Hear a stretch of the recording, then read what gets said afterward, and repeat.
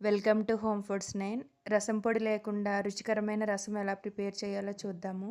3 table స్పూన్ల కందిపప్పు ఒక 2 నిమిషాలు వేగిన తర్వాత 1 ½ టేబుల్ స్పూన్ పెసరపప్పు కూడా వేసి వేయించాలి. ఒక నిమిషం వేగిన తర్వాత 1 టేబుల్ స్పూన్ ధనియాలు, హాఫ్ టేబుల్ స్పూన్ జీలకర్ర కూడా వేసి వేయించాలి.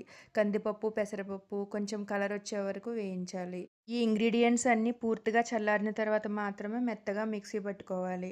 ఒక 4 ఎండుమిర్చి కూడా గట్టిపడే వరకు వేయించుకోండి.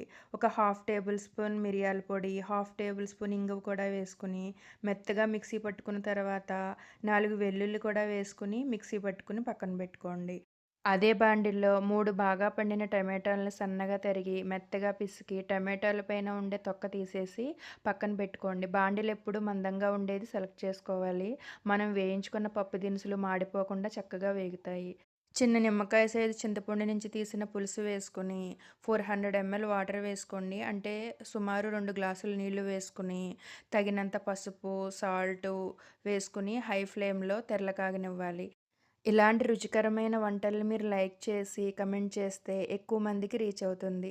మీరు ఫస్ట్ టైం నా ఛానల్ చూస్తున్నట్లయితే సబ్స్క్రైబ్ చేసుకోండి.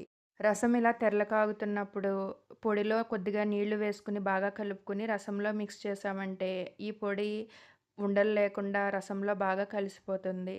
మనం కందిపప్పు, పెసరపప్పు వాడటం వల్ల ఈ రసం చిక్కగా ఉంటుంది. మనం కూర వండుకోవాల్సిన అవసరం లేదు. ఈ రసంతోటే అన్నం అంతా తినేయొచ్చు. రుచి కోసం ఒక 1 ఇంచ్ బెల్లం కూడా వేసుకొని హై ఫ్లేమ్‌లో రసాన్ని మూత పెట్టి మరిగించుకోండి. రసం మరగటం స్టార్ట్ అయిన తర్వాత స్టవ్ లో ఫ్లేమ్‌లో పెట్టుకొని మధ్య మధ్యలో కలుపుతూ ఉండాలి. లేదంటే రసం పొంగిపోయే అవకాశం ఉంటుంది. ఇలా ఇంట్లో ఎప్పుడూ అవైలబుల్‌గా ఉండే ఇంగ్రీడియెంట్స్ తోటే రుచికరమైన రసం ప్రిపేర్ చేసుకోవచ్చు. ఒక టేబుల్ స్పూన్ ఆయిల్ వేసుకుని వెల్లుల్లి దంచి వేసుకోండి.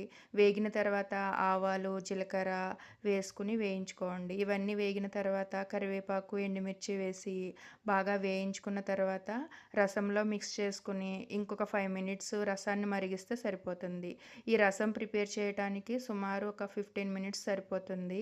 మీకు కారం తక్కువ తినే అలవాటు ఉంటే మిరియాల పొడి ఒక పావు టేబుల్ స్పూన్ వేసుకుని 2 ఎండుమిర్చి వేసుకుంటే సరిపోతుంది. స్టవ్ ఆఫ్ చేసేసి కొత్తిమీర వేసి మూత పెట్టి 10 మినిట్స్ అలా వదిలేయండి. 10 మినిట్స్ తర్వాత సర్వ్ చేసుకుంటే చాలా టేస్టీగా ఉంటుంది. Thanks for watching.